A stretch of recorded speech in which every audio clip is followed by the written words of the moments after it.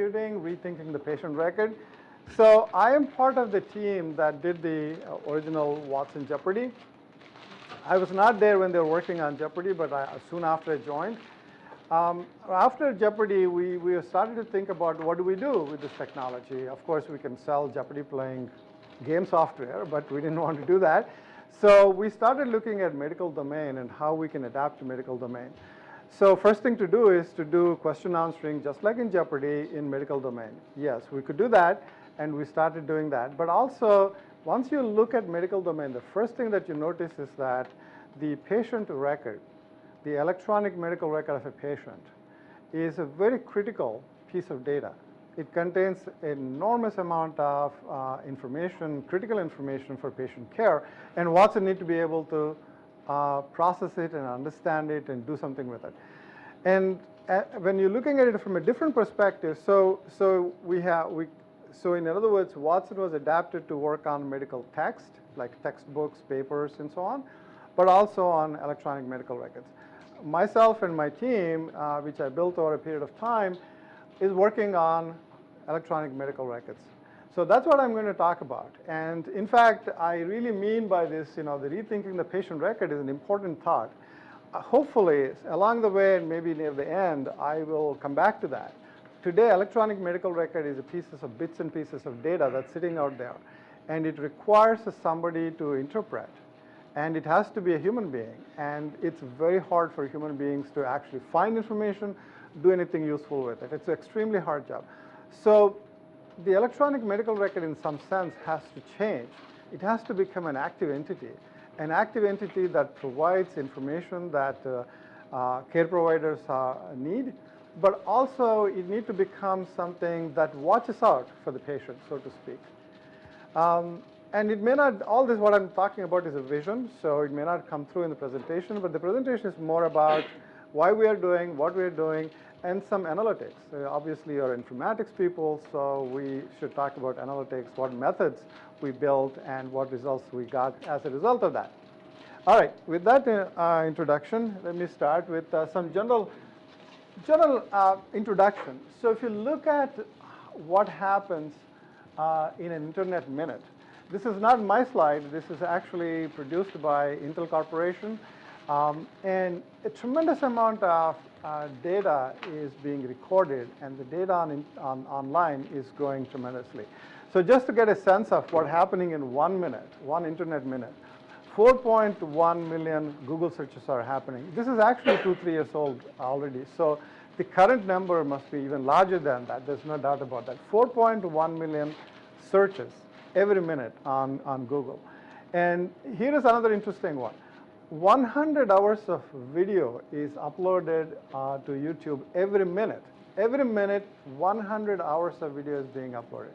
I don't know about you, but I cannot imagine even seeing a fraction of this video that's being uploaded out there.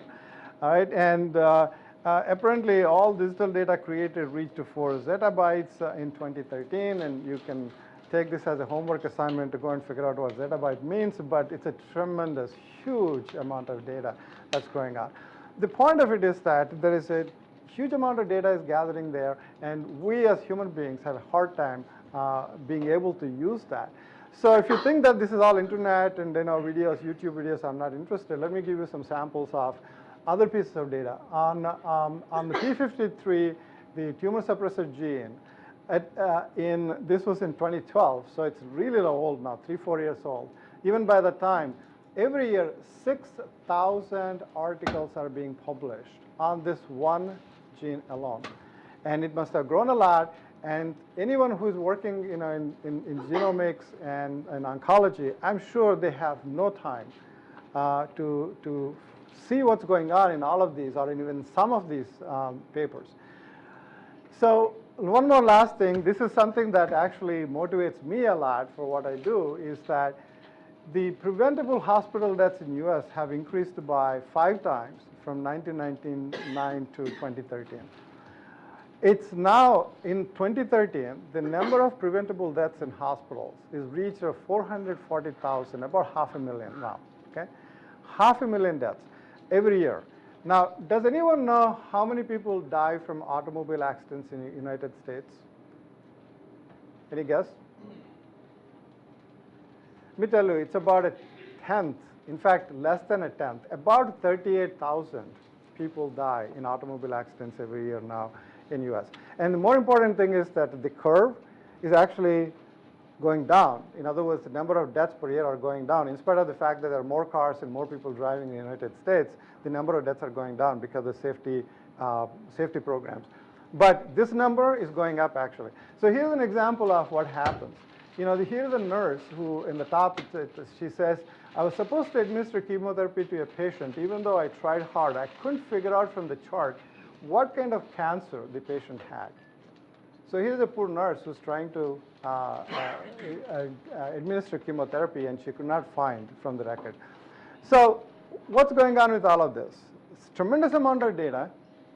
And in engineering, this is called poor signal to noise ratio. There's way too much data, and we do not process the data very well. And we're either not capable of it, or there are not enough systems that allow you to do it easily. Our just cognitive systems are such that it's just we cannot do this.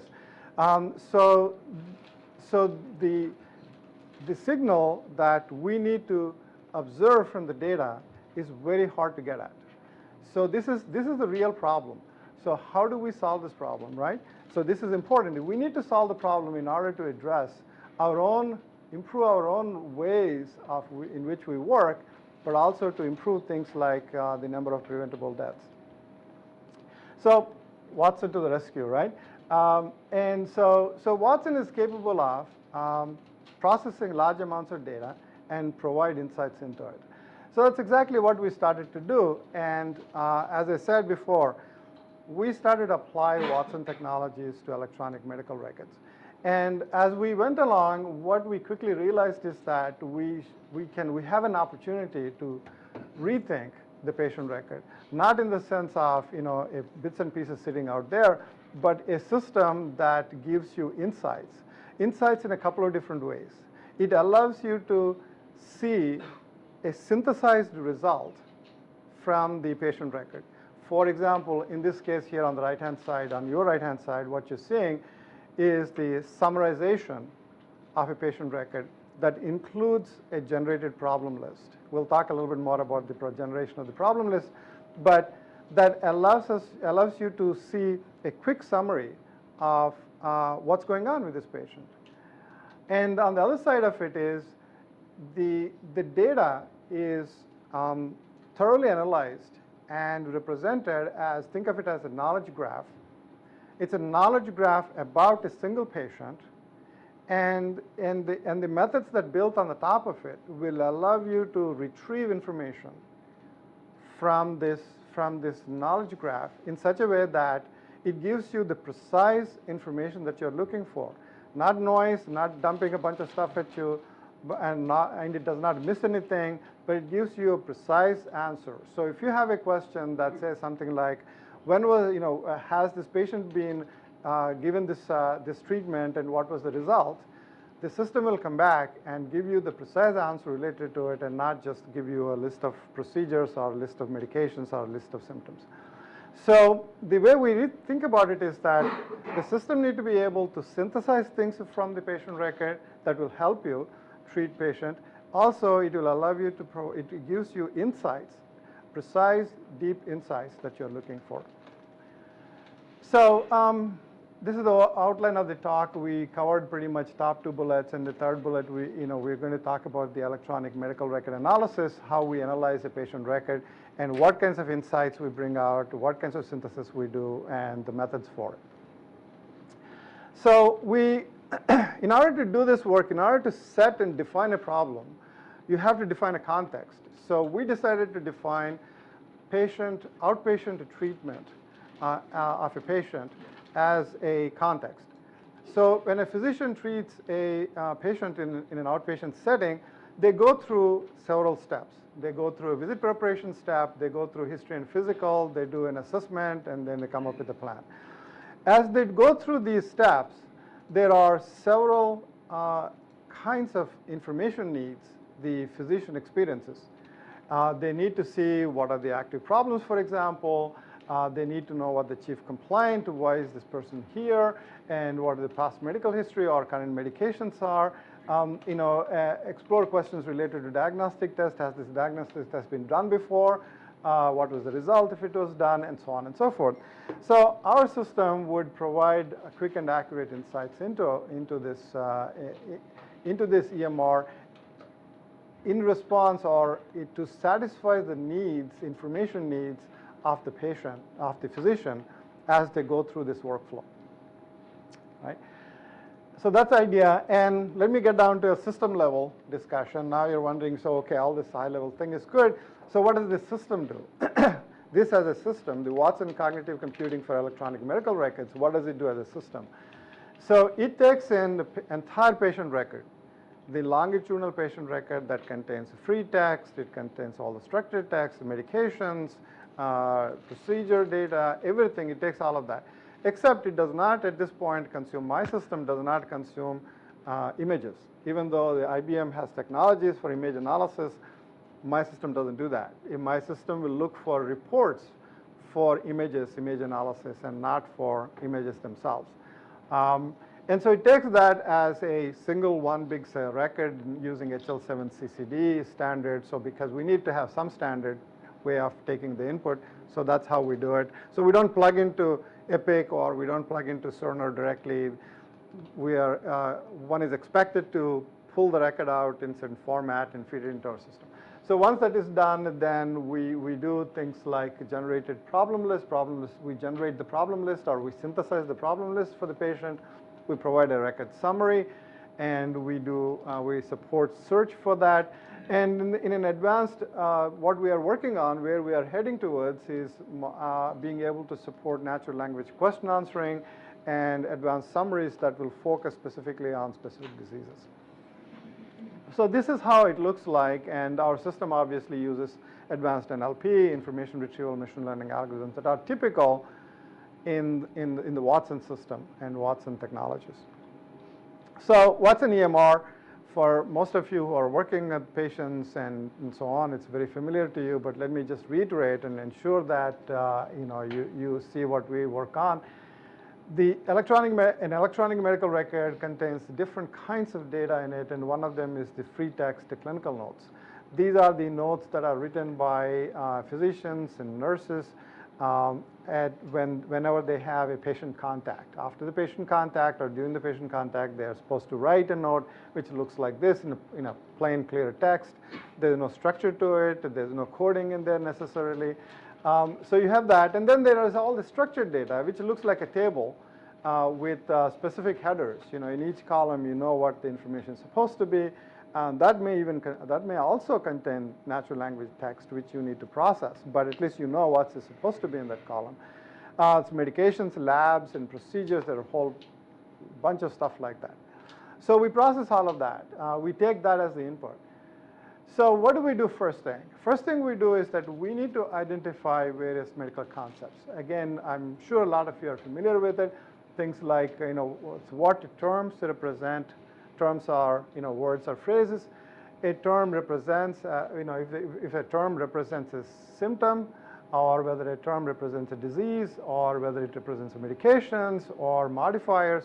These are the kinds of things we need to recognize. This is what's called named entity recognition, named entity detection, and named entity recognition, so that you can map terms, natural language terms, into some vocabulary, and then you can deal with the vocabulary and the types that are provided in it. And this is not, obviously, this is not from a clinical, it's not from a patient record. This is an abstract from New England Journal of Medicine, but we'll see from a real patient record as well. And we use natural language processing in order to be able to map the terms to concepts, and we derive relationships and types and a whole bunch of other things that you can do with it. We also do, besides just simply looking up the dictionary, we actually do a lot of additional processing. For example, pain in the leg, you may not be able to find any concept in this vocabulary. But if you swizzle those words and turn it into leg pain, which you can, then you'll find a concept in the UMLS dictionary, and then you get a concept ID from it, and you can do things with it. So being able to look at phrases where you're not finding any concepts according to the dictionary and easy dictionary lookup, we swizzle things around. That's just one of those. But there are many, many things that we do along those lines.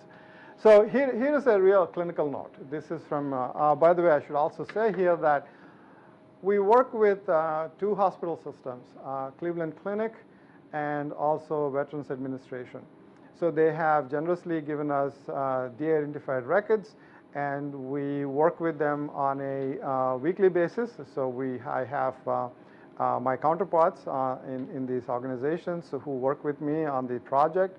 They give us requirements, they react to our ideas on what we want to build, and they react to what we build and show them. And so this particular record comes from Cleveland Clinic, and it's completely de-identified, so none of you are going to go to jail for seeing a patient information on it.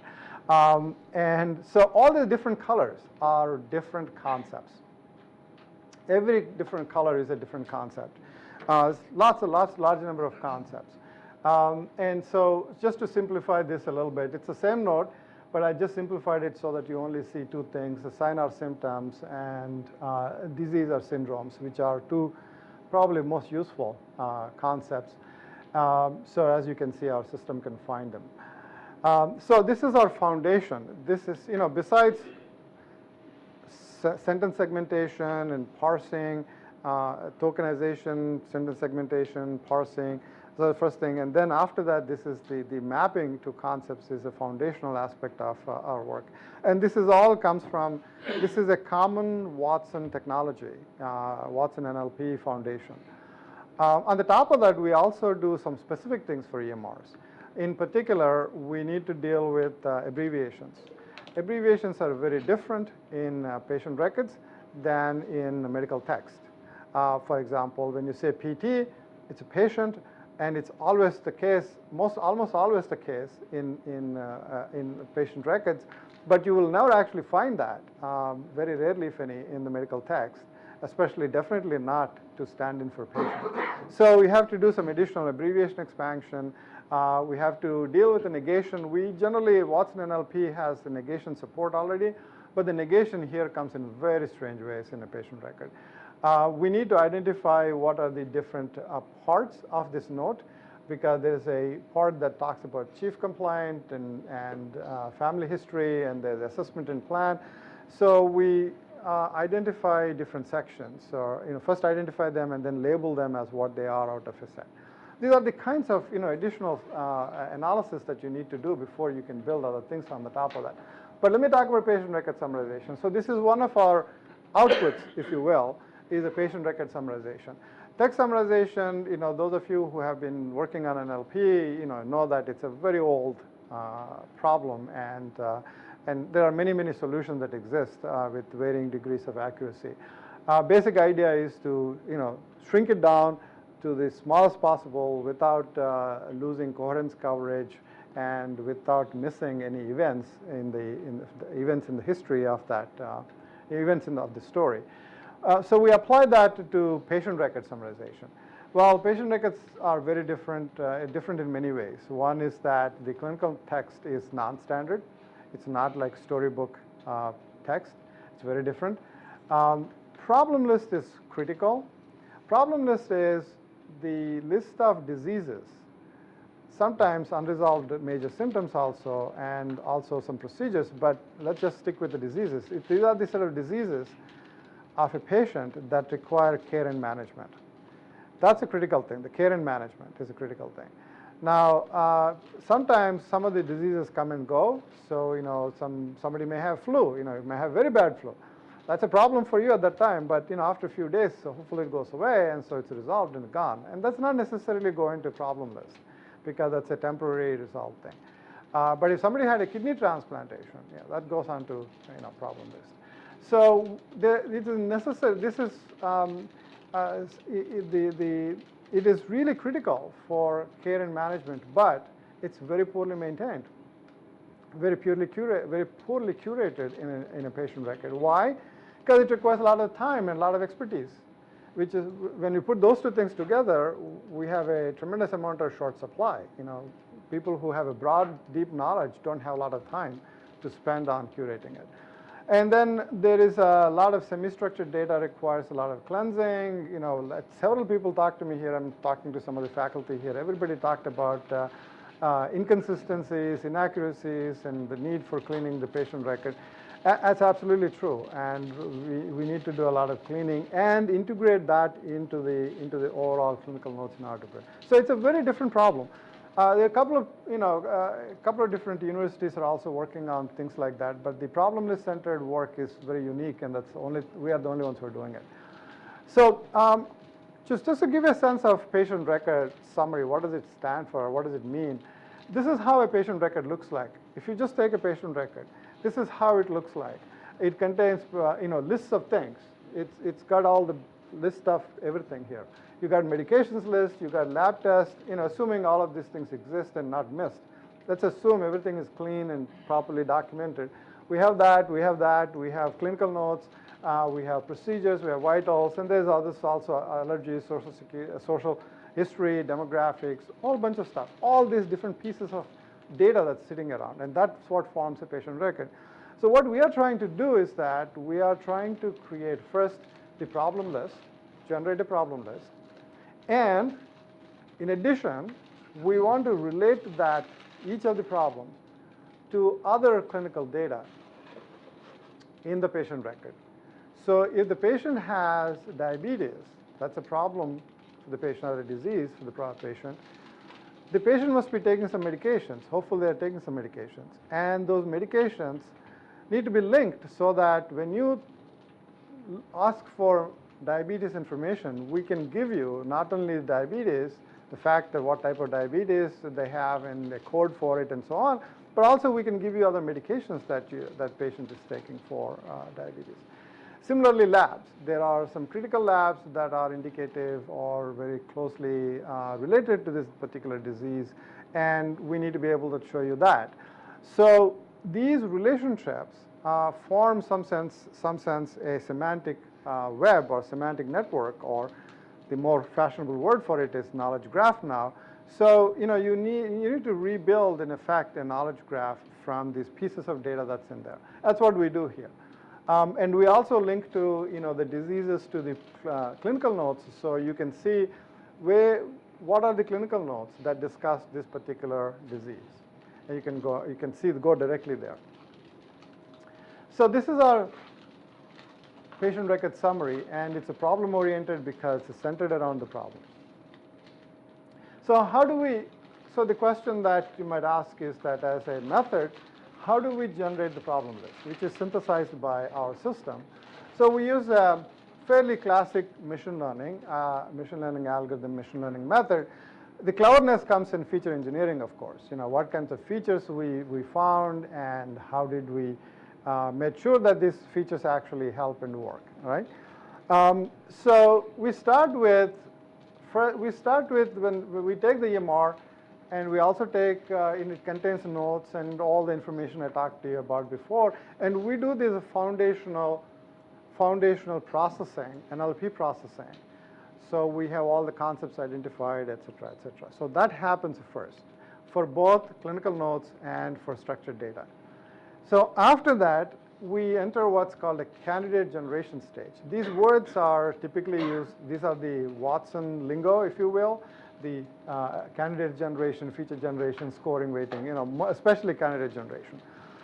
So as a first step, what we are trying to do is that we are trying to produce a very large number of candidate problems or potential problems for this patient. They may not be, all of them may be real problems for them, but we don't want to miss anything. We want to capture all of them. So we might end up generating typically at that stage like 300 problems for this patient. And only the requirement there is that its recall has to be 100%. Okay? Precision would be very poor. That's okay. We'll start with the big. So where do we find them? We find them in the clinical notes. We go through the clinical notes. Our system, our method goes through the clinical notes and takes every disease or syndrome that's not negated and puts it into the list. Right? In addition, it also puts some selective findings because those things indicate symptoms that are not resolved yet. And also it looks at procedures and also, again, picks a selective set of procedures and puts them in there. So that becomes our candidate list. And it will be, as I said, there will be very large numbers of them. Right. And then after that, we start this process of generating features for the purposes of machine learning algorithm. So we we generate a large number of features, and what are the kinds of features we can do? Some of them are typical lexical, traditional NLP style features like term frequency and term frequency IDF, and we do that. And some are large number of them are actually clinical features. For instance, given a disease, is there a medication for it? Now remember that we have a way to relate medications and diseases. So we can, given a disease, we can look through the patient's medication list and see, is there a medication that treats this disease? If yes, okay, now that's a good score. It's a good feature score. If there's no medication, it's very low. Just because there's no medication, it doesn't mean a disease is not a disease for the patient, because some diseases don't require treatment with medication. They require procedures and other kinds of treatments. So, but that's one feature. So there are some of them listed here. There are term frequencies and concept unique ID confidence levels. What section it's discussed in a clinical note. If it is discussed in a assessment and plan, that really means something. But if it's discussed in a family history, maybe it's a problem for the family, but not this patient. So we collect a whole bunch of these features, and then of course we normalize them, and then we weight them using a model that we learn, and finally we come up with a list. And then even in the last stage, even after that, there's a need for merging some problems, because this is just the artifact of what it means to be a disease or syndrome, and just this mechanics of the algorithm end up creating duplicates which are very, very closely related. For example, if the patient has various forms of diabetes, all of them type 2, but type 2 complicated, type 2 with something else, all of them sometimes appear as different ones, so you have to merge them. This has happened in Watson also. We had to merge answers to questions like, for example, answer to a question could be John F. Kennedy, JFK, John Kennedy, President Kennedy. All of them represent the same person, so we had to merge them. And same kinds of an issue came up, and we merged them together. So this is our problem list generation synthesis algorithm. And some of the features which I just talked about, some of them, they are knowledge-driven features or clinical features, like whether it's in the recent notes, important notes written by physicians, or assessment and plan, A&P would be really important sections. And there's another one which is the common data-driven. If you look at generally our population, there are some diseases very common. Again, diabetes, hypertension, these kinds of hyperlipidemia, these are very common diseases. So if this disease looks like a common disease, yeah, probably this patient has it too, right? So things like that. So we do all of that, and this is our model, which is, we tried a lot of different machine learning algorithms. It turns out to be a simple logistic regression works as well as any. That may be because we are at a stage where the number of features we have are not very large, but in the future we think that we need more sophisticated deep learning algorithms. But we use finally an alternating decision tree. That means it looks like a decision tree here. The reason is that we can look at it and see what are the important strong features are. For instance, if you look at the decision tree here, up here, the frequency of the problem, and whether it's diagnosed or not, whether it's in a particular section or not, if there's a medication or not, those features are very strong features. That's why they're at the top of the decision tree. So things like that you can actually see than anything else. So let me ask questions. Let me pause for a moment and ask questions. I've been talking for too long. I'm going to talk to you about how we see how our method is accurate. There are a couple of different ways we have done it, so we're going to talk through that and a little bit more. So any questions at this point? Yes. Hi, I have a question. So, for instance, in terms of the problem with diabetes, often have complications. Yes. So how do you guys address these kind of correlations? Is your question correlation to, okay, let me back up. So the patient has diabetes and has some complications. Is your question whether we identify those major complications also as new problems or additional problems? So Yeah. is there any sort of cue for the physician, healthcare provider that these are intertwined sort of conditions? Yeah. First of all, if there are complications that are in some sense the diseases by themselves, like if they have diabetic retinopathy or neuropathy, then those things appear as additional problems. So in addition to diabetes, you would see diabetes retinopathy, diabetes neuropathy. So you'll see 3 problems actually, not just 1 problem. So that should give an indication to the physician that it's not just diabetes, but it's having other complications. Now, if there are complications that are not risen to that level of these 2 diseases like retinopathy and neuropathy, you can find them out by exploring the diabetes. Behind the diabetes, the problem that we recognize, there are a lot of features and a lot of links to other pieces of information in the record.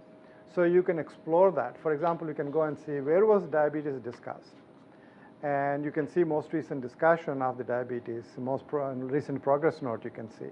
And in there may be a discussion. You will see there, okay, this note contains a diabetes discussion, and you actually see the places where diabetes is discussed in the text. So it's marked in the text. So you can go there and look around the context and see what the assessment was, for example. So there's a way to explore and see some of the things that have been come. Help? Okay. Any other questions? Yeah. Yes, please. What do you think the purpose of the electronic health record is? I'm sorry? What do you think is the purpose of the electronic health record? Good question. Right. Well, I think you're making a statement and a question, so I will turn it in that way and think about it as, it is true, electronic medical records seem to have large number of uses for it. Some of them are nothing to do with the patient care, like billing, or for, in general, maybe it has indirectly has, but not directly, to do quality metrics. So there are, I'm referring to Robert Wachter's book, the Digital Doctor, and he nicely discusses how the EMR is actually, patient record or EMR is used for so many different purposes. I completely agree with you. It's actually, in some sense, that's my thesis. My point is that it is used for so many purposes, and it doesn't do a good job for the primary purpose, what it is designed for or what it is intended for. It should be intended for. And therefore, we need to rethink the patient record as an entity that does 2 things. One, gives the information that physician is looking for very quickly, very precisely what they need so that they can take care of the patient. The other is it speaks for the patient.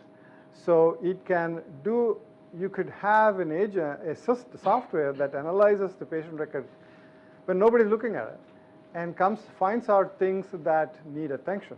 Not create another set of alerts, creating more alert fatigue, but find that one thing that really could make a difference to everybody, or few things that are really important.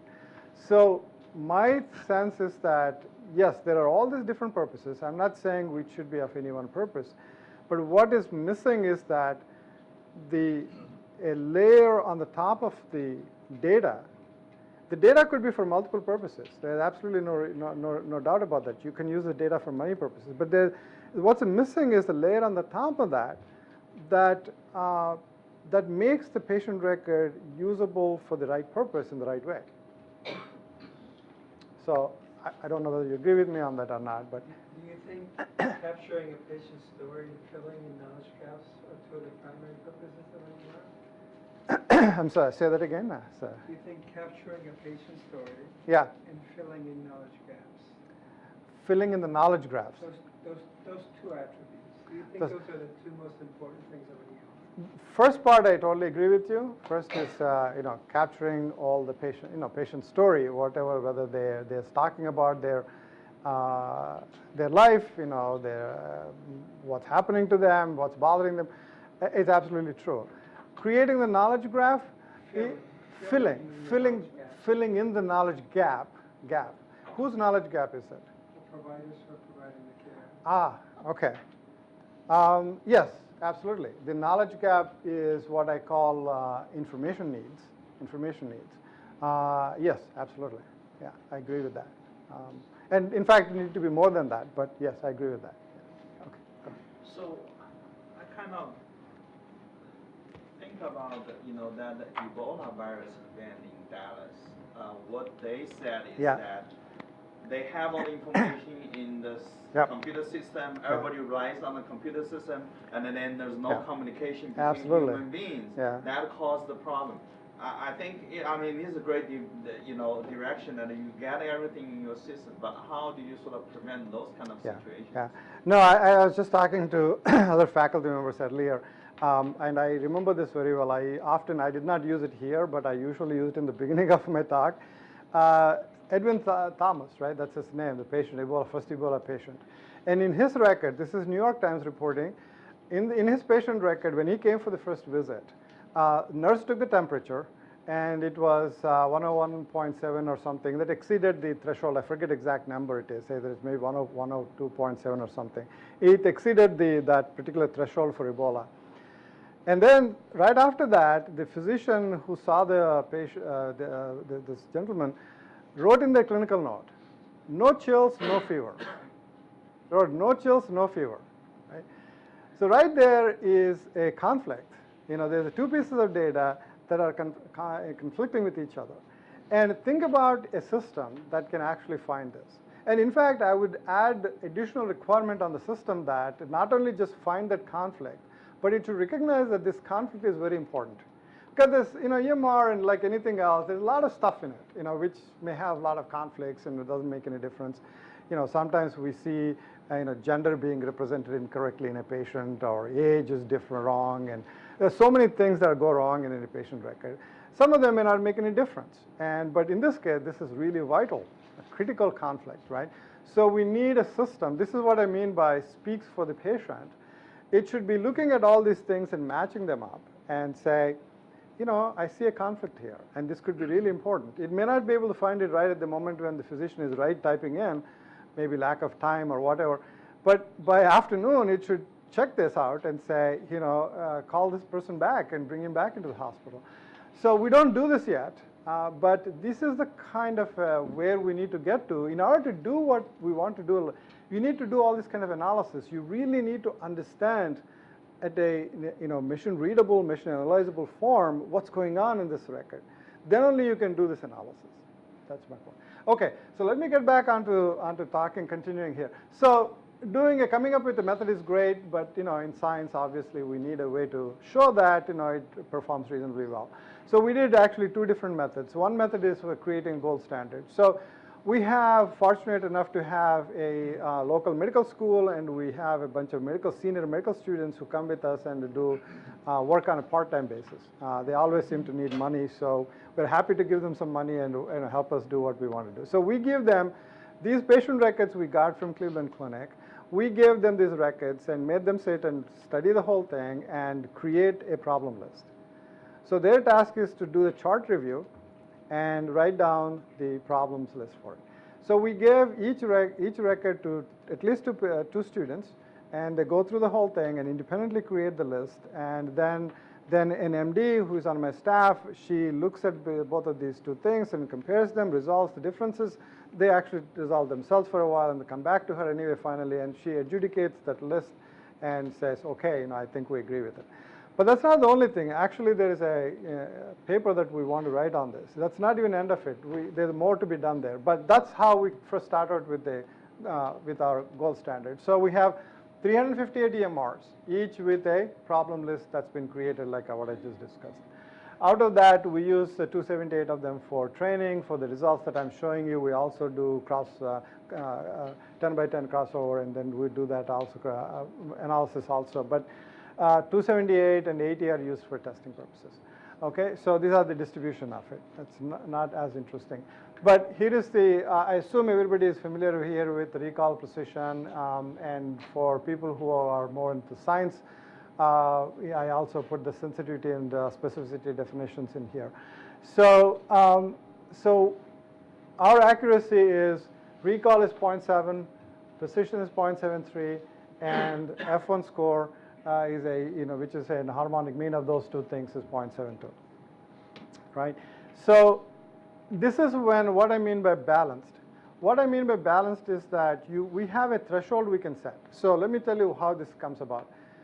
Our system produces for each candidate problem a score, and that's a confidence score it has in that is a problem, right? So you have a list of 300 of them, and each one has got a score, and we can draw a line at some point and say everything above this confidence score is a problem, and below that is not. So where do you set the threshold? And of course you can learn it, but it depends on what you're trying to optimize it for. If you balance it, that is, you want to have both recall and precision to be pretty close to each other, then you would get a particular threshold, and that threshold gives you this result. But you can also emphasize recall. What's emphasize recall means? Recall tells you, and if you have high recall, it means that you're not going to miss anything, right? You don't miss any problem, or you don't miss many problems. So our physicians told us, oh, we would like the system to tell us that, anything that we might miss. You should not miss anything. You should bring everything that you can think of. We'll tolerate the noise. Noise is okay. So when you do recall emphasized setting of the threshold, you get very high recall, 0.84, but your precision goes down. So you have, in this case, basically what we're saying is that if the Watson comes up with a list of 12, probably 6 of them are not real problems. Only 6 of them are real problems, right? So your precision falls off. Okay, so we have to deal with that. And then you get a different, then you don't calculate F1 in that case. You have to calculate F2 if you recall emphasize. It's just the minor details. Wikipedia page will tell you what's all the story is all about. But so we calculate that, and that's 0.75. So this is our result from looking at the gold standard, using the gold standard based comparison, right?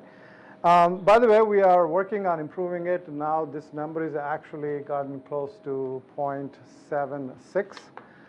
It's very hard. It's really, you have to fight for every inch. It's very hard to improve the accuracy. It's also partly because there are other issues. I don't have time to talk about it. I don't have slides in this deck, but the ground truth, the gold standard is not really gold standard. There are a lot of inaccuracies in it. We usually go back and iterate with them.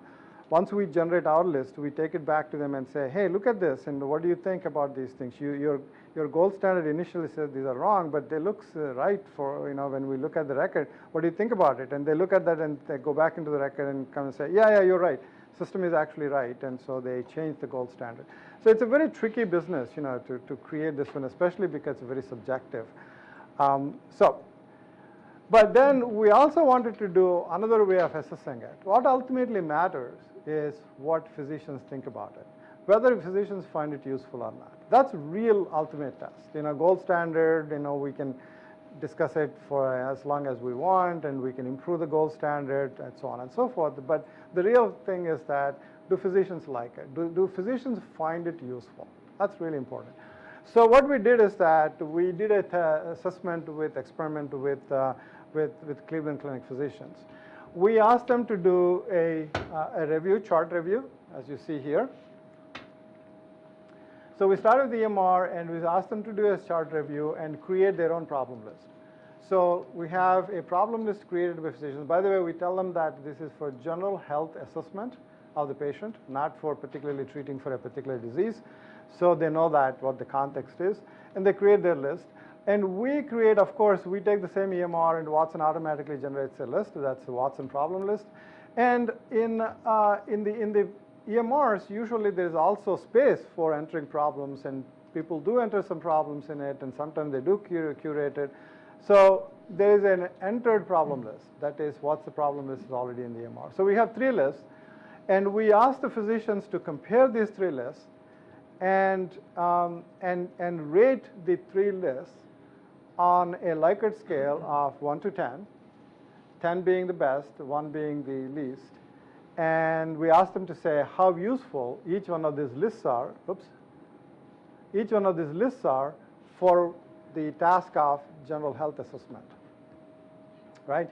We also asked them in the process, I will tell you that in a moment, but we also asked them to actually evaluate each one of the Watson-generated problem lists. I'll tell you a little bit more about that, why that is. So here's the result. This is the distribution of the Likert scores for the 27 data points. Okay, there are 27 data points. There are 17 random EMRs were used. 10 physicians were invited to do it, and we aimed for 51 data points. We got 27 data points. What's a data point? Data point is when a physician evaluates an EMR. That's a data point, right? So we have 27 data points, and this is the distribution of Likert scale scores for each of those 27 data points. What you see on the top, so if a system, a problem list is perfect, then there would be a big spike here at the 10, right? So a big spike at the 10 indicates that that particular method is perfect according to all the. So more towards your right, better it is. So the first one on the top is the rating that they have given for their own list, And in the middle one, which is a blue one, is Watson-generated list. And the bottom one, which is spread out, is the entered problem list. And the differences are statistically significant, and so the conclusion is that physicians rate their own list best, right? And Watson list is next, better than entered list. And so that's the conclusion. The conclusion is that Watson list is better than the entered problem list for the purposes that they are going to use it for, and of course their own list is even better than anything else. And so that's a result, which is good. But let me tell you another interesting thing. We asked them to actually look at each one of the Watson-generated problems, and tell us whether it's right or wrong, and if it's wrong, why is it wrong, and is it important or not important? Okay, if it is right, is it important or not important, right? So in fact, we asked them to rate it as very important, important, somewhat important, not at all. And then we looked at how many things that they missed in creating their own problem list. So out of 13 out of 27 assessment, Watson found at least one very important problem that assessing physicians missed, at least one. So in nearly half of the experiments, half of the data points, we saw that in half of the assessments, we saw that they're missing at least one. If you look at very important or important, so we broaden a little bit, then you see in almost out of the 24 out of 27, they missed one of them. So even though they like their own list, I'm glad that they like their own list, but what's happening is that even in their best, the list that they consider to be really good, they're missing some very important problems. And they are the ones who assessed it. We are not assessing it. They are assessing it, self-assessment really. So what the net is that, yes, Watson sometimes has noise in the list, but it does not miss very much, and it can help physicians with a problem list that they can further curate on the top of that if they wish, and throw out the things that are not really good. So that's a conclusion of our study. And and any questions on these two things? Yes, please. So this was based on the NLP techniques that you applied on the medical, the free text that you found, and based on the name identity recognition or concept extraction. Is that correct? Yes, but substantiated or supported by the evidence in the structured data. So we use free text to start with a long problem list, candidate problem list. But in order to score features on each one of them, okay, all right, got it. That's an indication that I'm almost should be finishing. So we use the structured data to provide evidence or to score features on each one of these things. So we also use the structured data. And concept extraction is essentially based on dictionary match, plus some additional, right? Yes, yeah. Okay, some screenshots. Okay, so we are really not a UI. Our research is not about UI, but we do analytics. That's what we do. But we have to show what we're doing in order for people to kind of get a sense of what it is, especially physicians need to get a sense of what we're doing. So here is a UI that we created for our system. And what you're seeing here is that this is a summarization for a particular patient, and this is the problem list here, and medications and lab results and orders and vitals and a whole bunch of things at the bottom that you can't see. You've got to scroll down. You will see a timeline of all the encounters that they have with the various physicians. You see all of that as a summary. This is a summary. And now what I have done here also is that you can select one or more of these problems. So if you select, for example, diabetes mellitus type 2, what happens is that the system brings the medications, identifies the medications that this patient is taking for diabetes type 2 and the labs that are related to it and the orders that are related to it. Orders are generally for procedures and procedures for it. We could highlight all the vitals, but almost all vitals are usually relevant, so we don't pick any one of them. And it also identifies the clinical notes that discuss this particular problem. So the summary allows you to see this, quickly grasp what's going on by looking at problems, but also you can select one and see specific information around it. So that's how our summarization looks like. When we have a longer time, I would actually do a demo for it. The other is that information extraction. Remember we talked about finding information. Sometimes you need to find, looking for something, the summary doesn't provide that for you. So what do you do then? You need to be able to search. So we have a way to search our EMRs. And so you type in, for example, liraglutide for this patient, and it provides results on different dimensions. There are literal matches. It will literally match liraglutide modulo case, uppercase, lowercase, but also it matches semantically. So for example, the brand name for this particular medication is Victoza. And so it knows that Victoza and liraglutide are the same chemical substance, and therefore it shows all the hits related to Victoza. There are others like negative matches, more general matches, more specific matches, and a whole bunch of things. Negative matches, you know what it means. If there is a negated instance you want to see sometimes. So when you're searching for DVT, you might want to know that the patient does not have DVT. So no DVT is a very useful piece of information, as well as DVT. So it does that separately. And more general, more specific are ontological.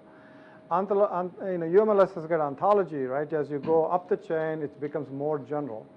And if you go down the chain, it becomes more specific. So we can do things like if you type in, for example, backache, it will not only give instances of backache and back pain, but also if you go to more specific, it will give you lower back pain. Lower back pain being a very specific form of back pain.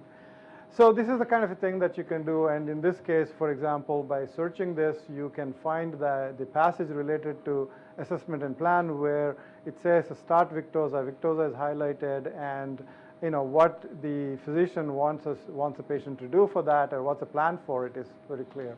So when we do such like that, you can see it in context, what's going on with that, and so you can find information like that. So and I'm wrapping up here.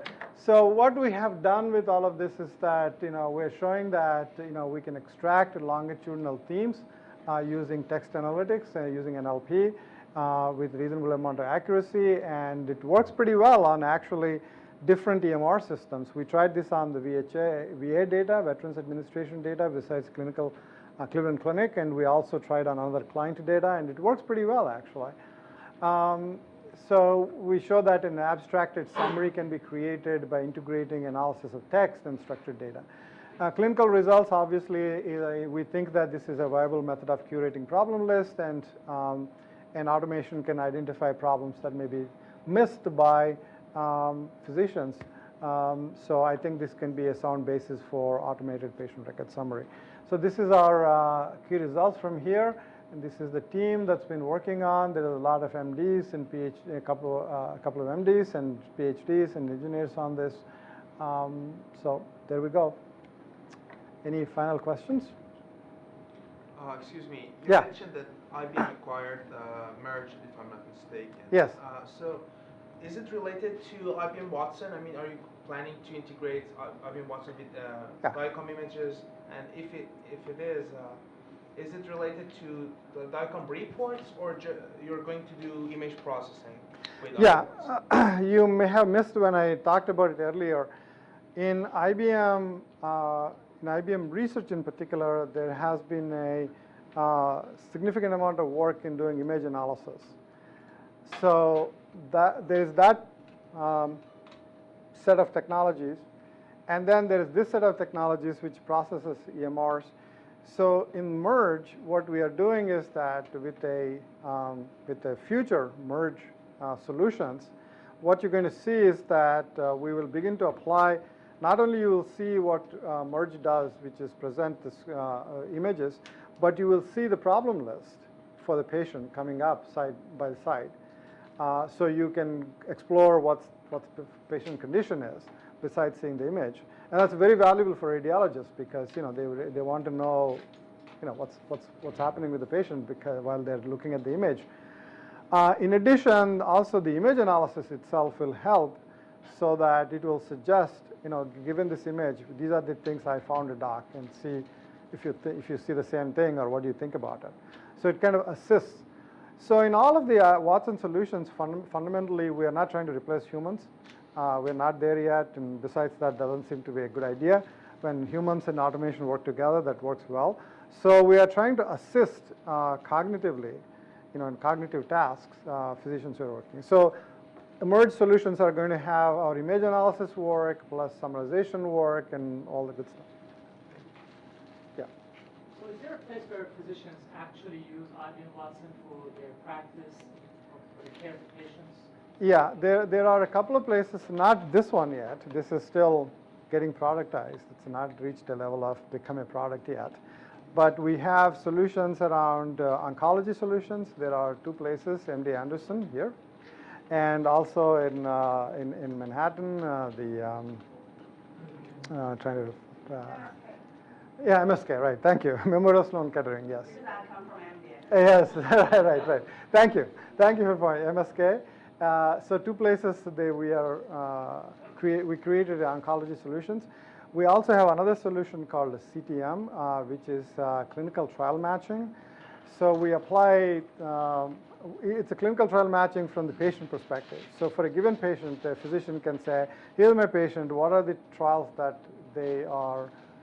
match them?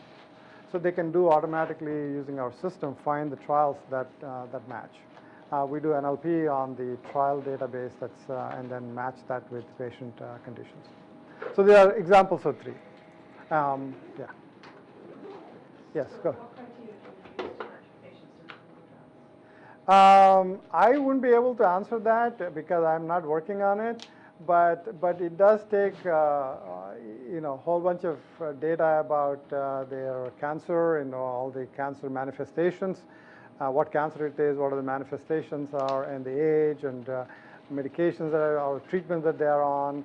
It does, and the results of the treatments. So it takes all the related information around cancer, and it matches that with the trial requirements.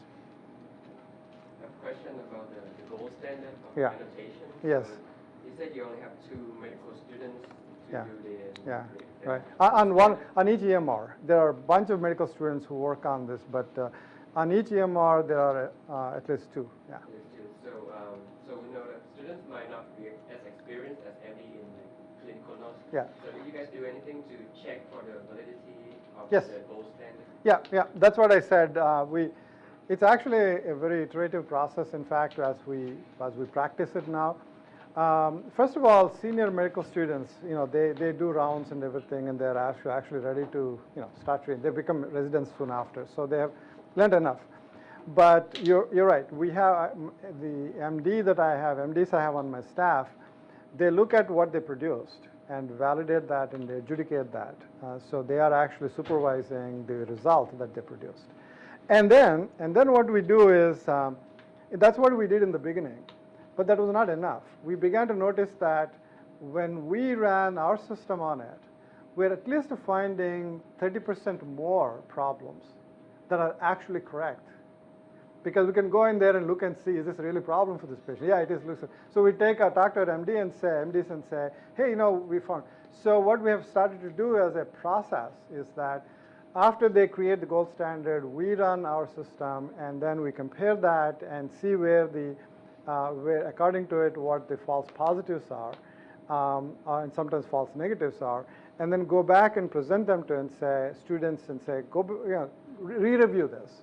We have found new things. Do you agree that these are problems or not? So they go through their process of discussion and so on and come back and say, yeah. So it's called gold standard vetting. So we do the vetting process. And what's interesting is that we're finding 30% missing, in that gold standard. So I'm sorry, you asked. So I guess, so look at this, the starting point is NLP and machine learning to extract information. Right. Correct, right? So, I mean, those things that really have been developed for many years, but still has its own limitations that it's hard to improve now. Yes.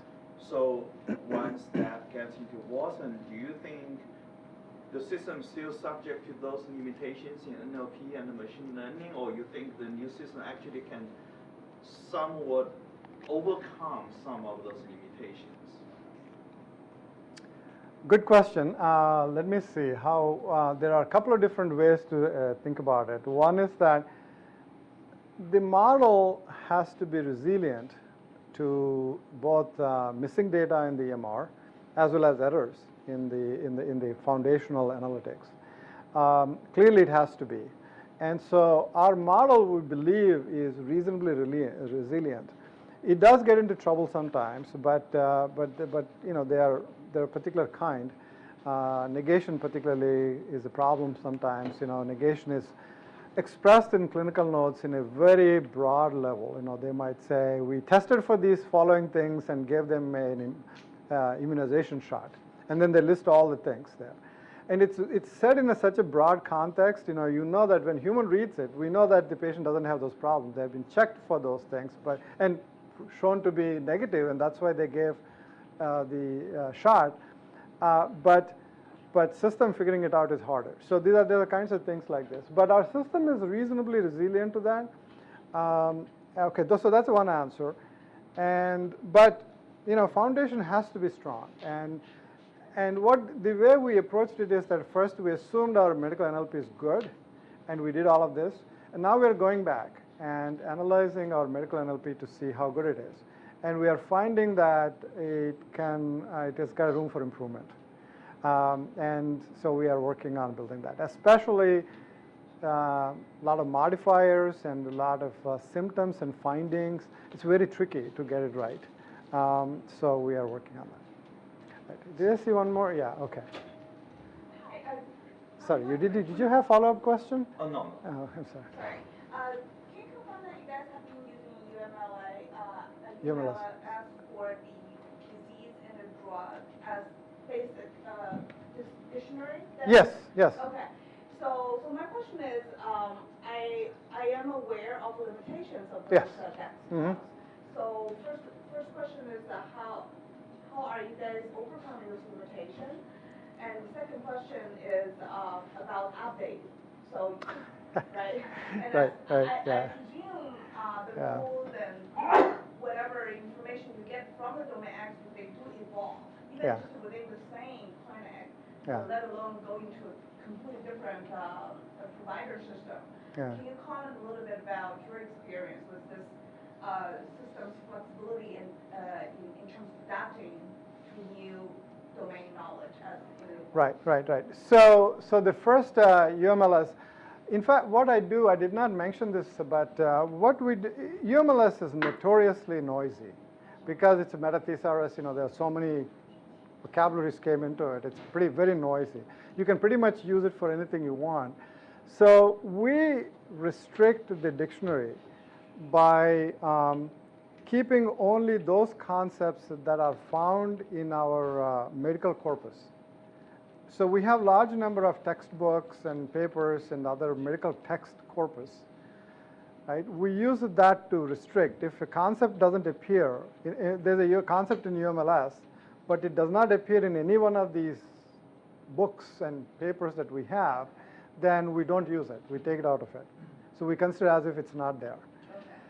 Okay. So you have your own sort of We have a way of filtering cleaning up, subsetting it. Yes, we do that. We should also actually do that with our clinical notes. We should also keep the concepts which are in my clinical notes, but not in any of the textbooks in there. But that's a different. We're expanding. We're getting there. So that's one way we take out a lot of noise from the UMLS in order for us to use it well. The second question you said is updating, which is a pain. We are right now using 2012 UMLS, but we have just started updating it to December 2015 version of it. And it's a pretty, it's painful because there are a lot of things additional resources we produce out of it, and some of the data has changed and so on.